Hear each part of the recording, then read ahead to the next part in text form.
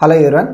We'll start with the part 6 video on past year NEET questions from the topic D and F block elements. Let us start with a question that has come in 2003. This is a question based on the comparison of the radius. The correct order of ionic radius of yttrium 3+, lanthanum, europium, lutetium. So all these are what? Trivalent ions. If you look at these ions, right, the lanthanum, europium, lutetium. So where do these elements appear in the periodic table? So this is where yttrium. So below yttrium comes lanthanum. So after lanthanum, the lanthanoids will begin. Cerium to lutetium. So what we know is as we move from left to right in the lanthanoid series, the size will decrease. Atomic size decreases. Ionic size also will decrease because all of them are what? Same trivalent ions.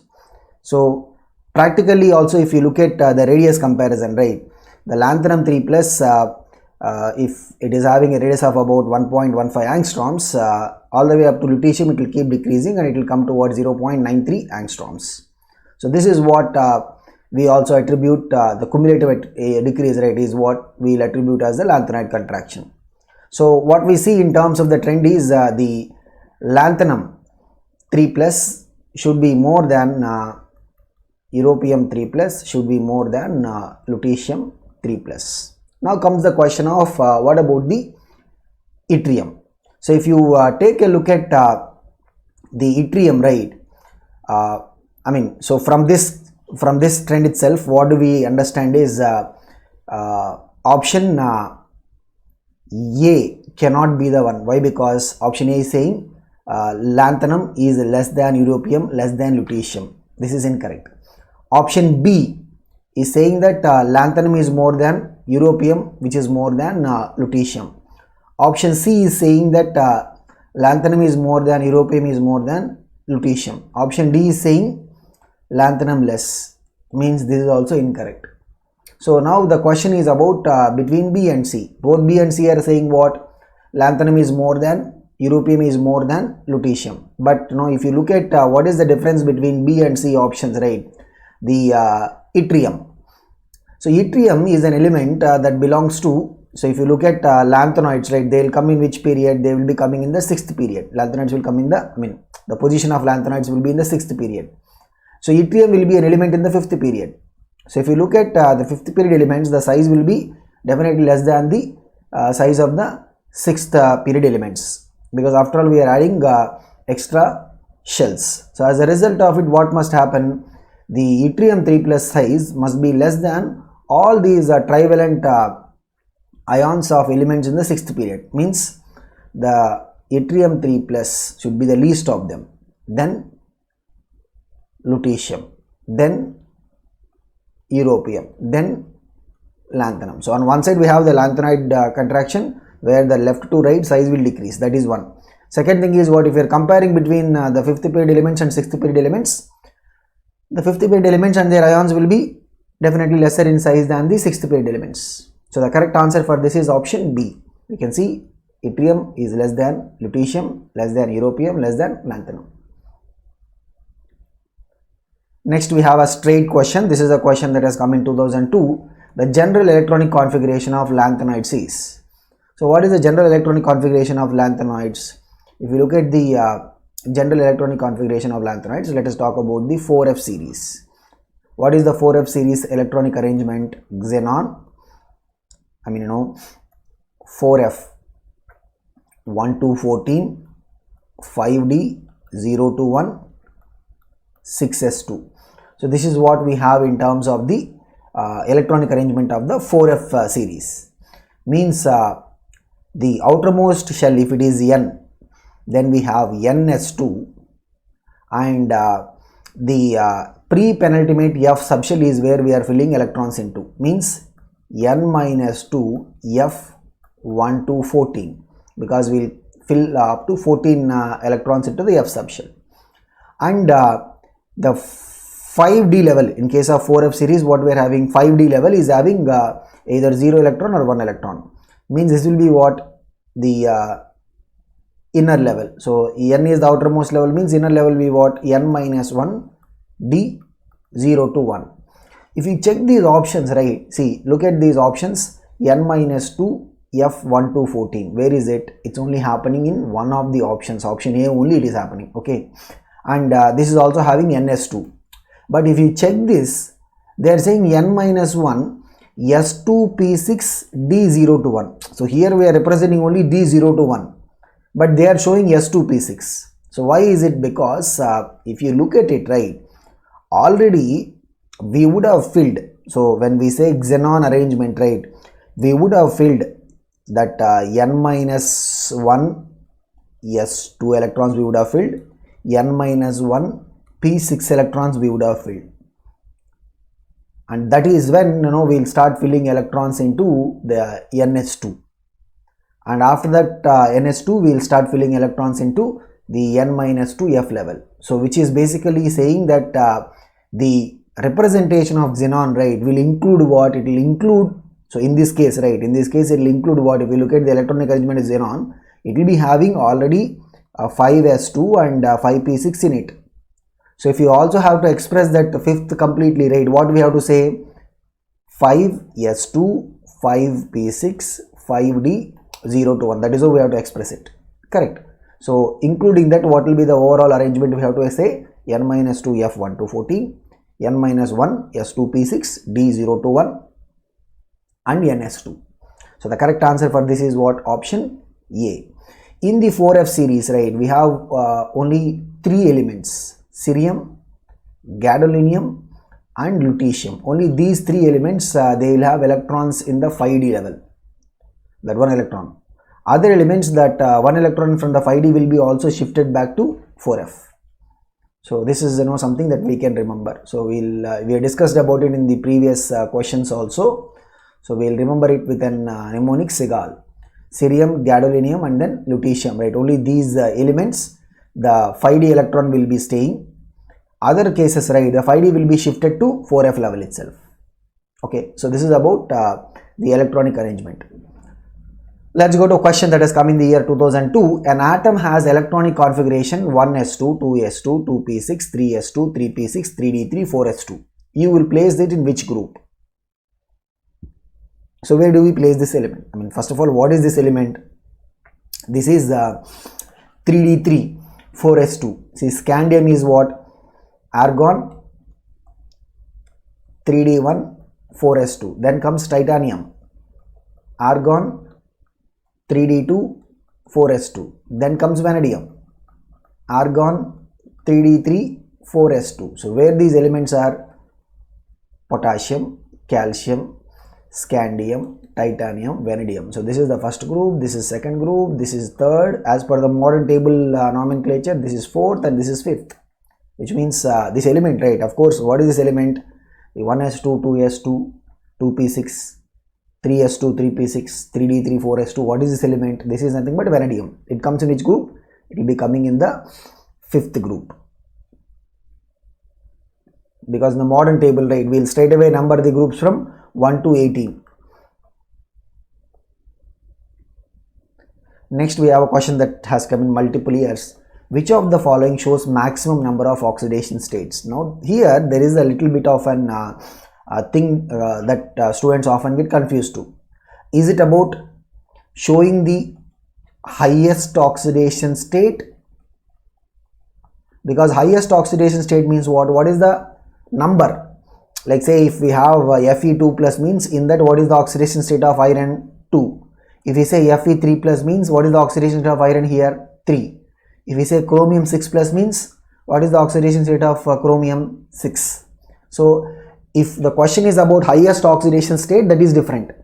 So here they are asking us what? The maximum number of oxidation states. If you look at the elements, right, so these are all what? Elements in the 3D series. Chromium, vanadium, manganese, iron. In 3D series, right, when we move from scandium 2 all the way up to manganese, right, first what is going to happen is the number of oxidation state will be decreasing. Then when we move from manganese to zinc, it will be decreasing. So this is because of the pairing of electrons that will start happening from the middle. So if you look at the scandium, it shows 2 oxidation states, titanium it will show 3, vanadium it can show 4, chromium and manganese they can show up to 6 oxidation states. But manganese, right, there is also one more state, of course less stable, because of which the compounds of magnesium in +1 state, they don't have stable existence in air.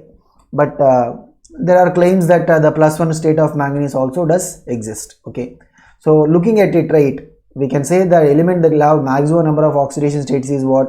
It is going to be manganese. And then from iron it will again keep decreasing. So when we go all the way up to zinc, it is what? Zinc only shows just one oxidation state. Zinc cannot show variable oxidation state.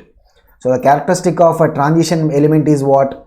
The property to show variable oxidation states. In fact, that is the reason why the D block elements can play the role of active catalysts. The catalytic activity of the transition elements is because of the possibility of having multiple oxidation states, which is because of the unfilled d orbitals. But zinc, on the other hand, it shows just one oxidation states, and most of the properties of zinc, right, will be similar to the second group elements like calcium, etc., because it just shows +2 state, and the zinc 2+, right, will not have any unpaired electrons. So the correct answer for this is what? The element that will have highest number of oxidation states or maximum number of oxidation states is what? Manganese. Even if you see the question in different way, like say for example, if they are asking which element will show highest oxidation state, so highest oxidation state also is going to be what? It will be manganese. Why? Because manganese can show manganese +7. In fact, the transition elements, right, osmium and ruthenium, these are the elements that can show the highest possible oxidation state of +8. So osmium can show the highest possible oxidation state, which is equal to +8. Next we have a question that has come in the year 2002. Zinc gives H2 with H2SO4 and HCl. This is a common experiment that we do.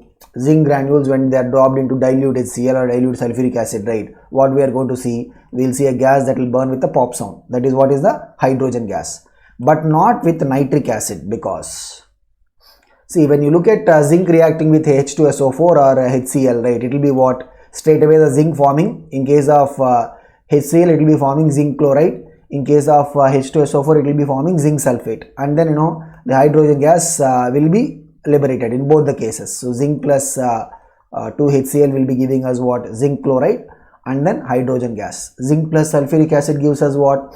Zinc sulfate plus hydrogen. But when it comes to nitric acid, right, see, nitric acid, nitrogen is in the highest oxidation state of +5.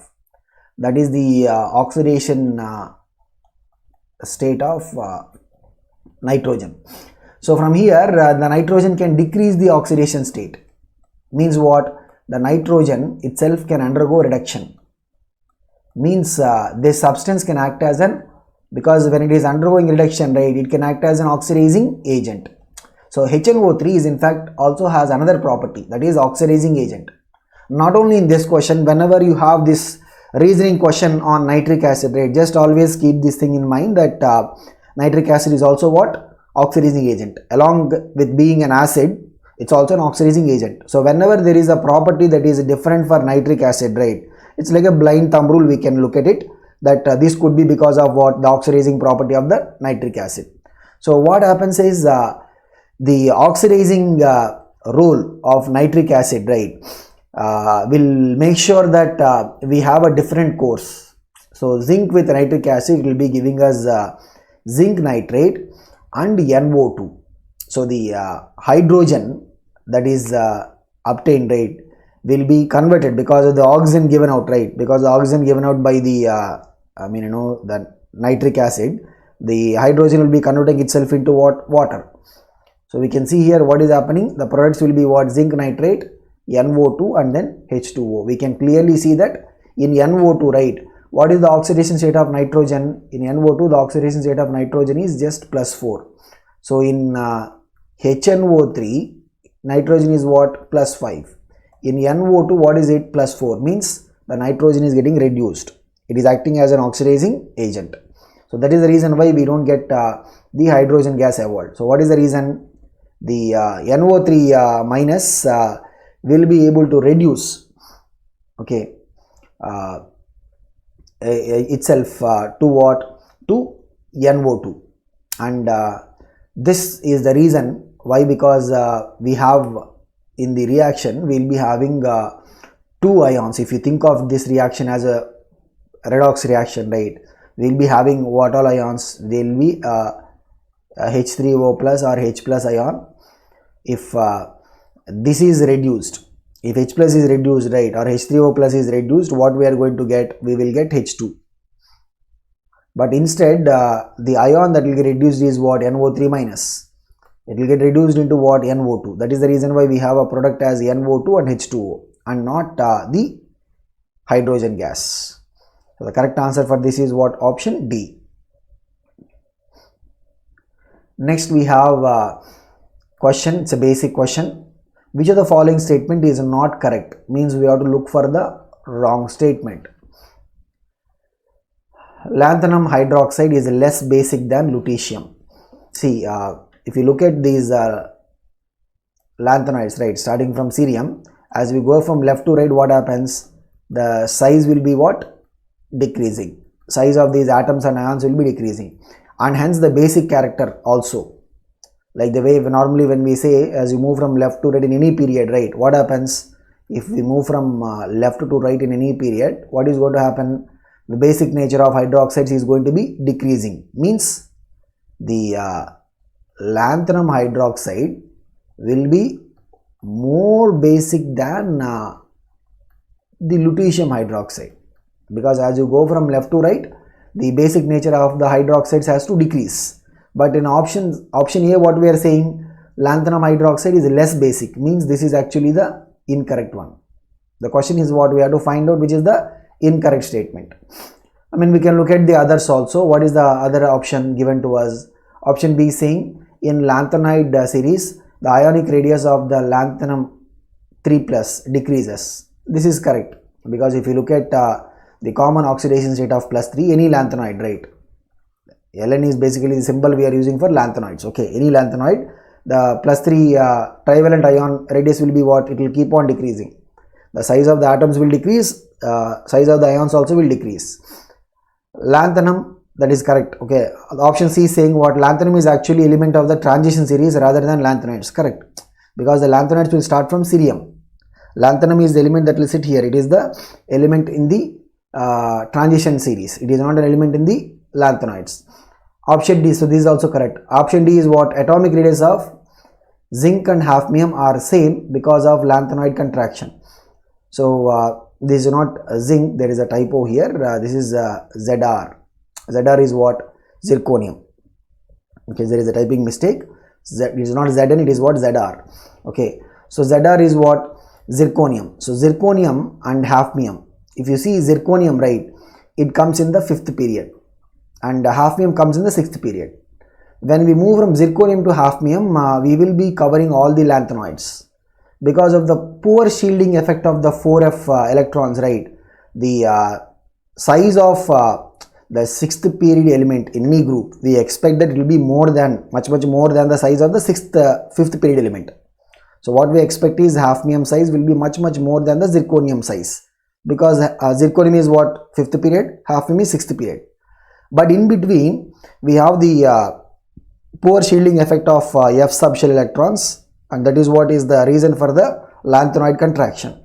As a result of it, what we observe is the size of zirconium and hafnium, right, will be almost similar to each other. This is because of the lanthanoid contraction. So this is also correct. So the one that is incorrect is what? Option A. In fact, the zirconium and hafnium question, right, we got in the couple of previous part videos also, we discussed about it. So the zirconium and hafnium will have almost similar sizes. Not only zirconium and hafnium, their ions also, like say for example zirconium 4 plus and hafnium 4 plus, their ions also will have almost similar sizes because of this lanthanoid contraction effect. Next we have a question that has come in the year 2001. The most convenient method to protect bottom of the ship made of iron, because iron will get rusted. There are various methods of getting it prevented. So one of the popular methods is basically by painting the bottom of the ship with white tin. Okay, so while we have the methods of connecting with a magnesium block, while magnesium is more reactive, right? Generally this we do for the bridge pillars, etc. The connecting, if you have a pillar of a bridge made up of iron, so to prevent the iron from getting rusted, we will use a relatively more reactive element like magnesium in close proximity with iron, so that magnesium will undergo the reaction and not the iron.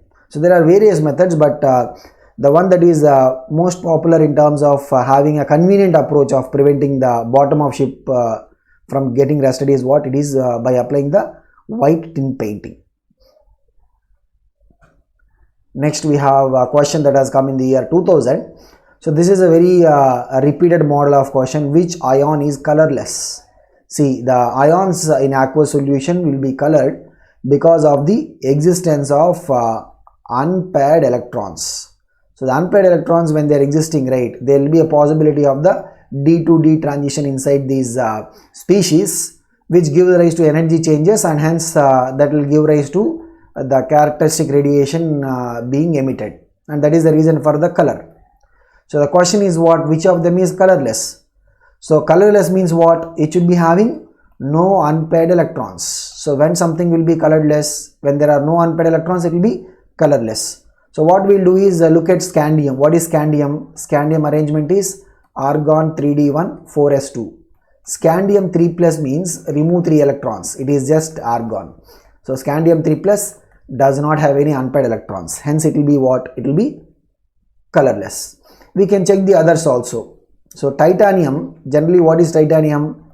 Argon 3d2 4s2. Titanium comes after scandium, right? So titanium 3 plus means what? We remove 3 electrons. First we have to remove electrons from 4s.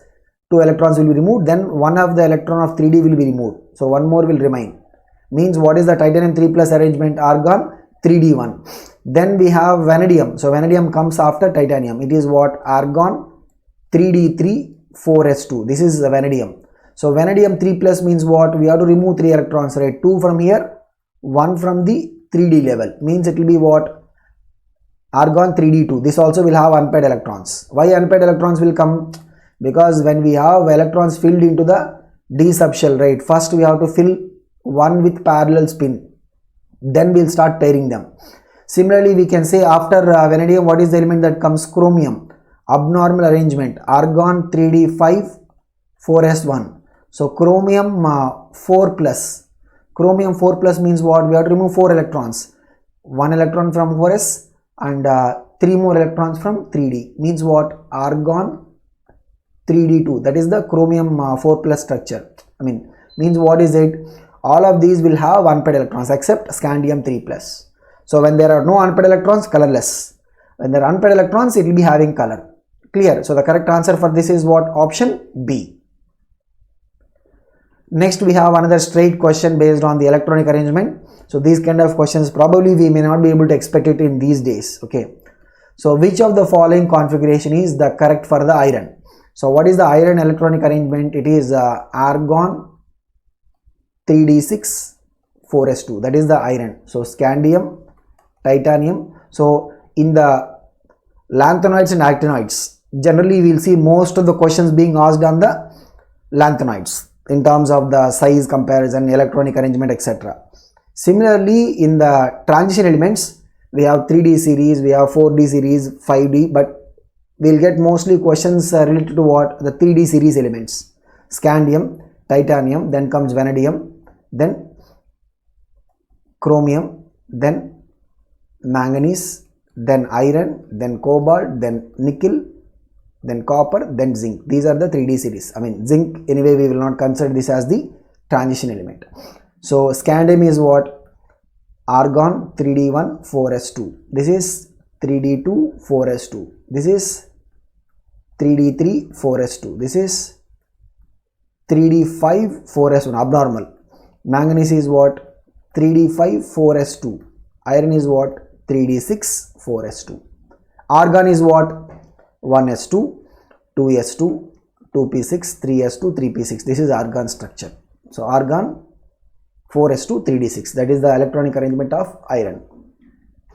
Next we have another question again related to the electronic arrangement, but not for the element but for the ions.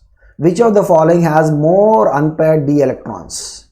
So straight away what we need to do, we have to look at the particular ion and then express the electronic arrangement. So I think the first one, it is given as N3 plus, maybe we will take it as a nickel 3 plus. Okay, so nickel 3 plus, then Fe2 plus, zinc plus, and copper plus. So we have to write the number of unpaired electrons for each of these species. Now the thing is, it is not that whether the species will exist or not. Like say we know that for a matter of fact, zinc only will have one oxidation state, right? What is it? Zinc 2 plus. But they are giving, if zinc plus is existing, what will be the number of unpaired electrons? That is the thing. Okay, so nickel 3 plus, nickel, what is it? So all we have to do is just write down the original arrangement of these elements, then write the arrangement of these ions, then we can find out what is the number of unpaired electrons. So nickel is what? Argon 3d8 4s2, that is nickel. Okay, so nickel 3 plus means what? 2 electrons will be removed from here, 1 electron. So nickel 3 plus means what? It is going to be argon 3d7. So means what? That d7 will be, we have 5 d orbitals, 1 2 3 4 5. First we will fill and then pair them. So what is the number of unpaired electrons here? 3 unpaired electrons is there. That is the nickel 3 plus story. Okay, let us look at the iron. So iron is what? Argon 3d6 4s2. Iron 2 plus means what? These 2 electrons are removed, means 3d6, right? So what will be the arrangement? 1 2 3 4 5. So the number of unpaired electrons is what? 4. Then zinc plus, zinc is what? Argon 3d10 4s2. If you remove 1 electron, means it will be what? 4s1. That is the zinc plus, means the number of unpaired electrons is what? 1. 3d10 is completely filled up. Argon, everything is paired up, so it will have only 1 unpaired electron. Then copper, what is copper? Abnormal. So copper is what? Abnormal electronic arrangement, argon 3d10 4s1. In the 3d series, right, we have chromium and copper to be having the abnormal arrangement. Copper plus means what? 1 electron is removed, right? It will be removed from 4s, means it will be having argon 3d10. So the number of unpaired electrons is what? 0. So among the given options, right, what is the one that has the maximum number of unpaired electrons? It is iron 2 plus. And if you look at, even if they change the question, like they are asking which will have highest spin only magnetic moment. Remember the formula for the spin only magnetic moment? Spin only magnetic moment is what? It is root of n into n plus 2 Bohr magneton. N represents number of unpaired electrons. So wherever the number of unpaired electrons is higher, there the spin only magnetic moment also will be higher. Okay, so in this case, if they would have asked which of them will have the highest spin only magnetic moment, then the answer for that also would have been what? Iron 2 plus only, because higher the number of unpaired electrons, more will be the spin only magnetic moment. So this is about the part 6 video, and we will see in the next part.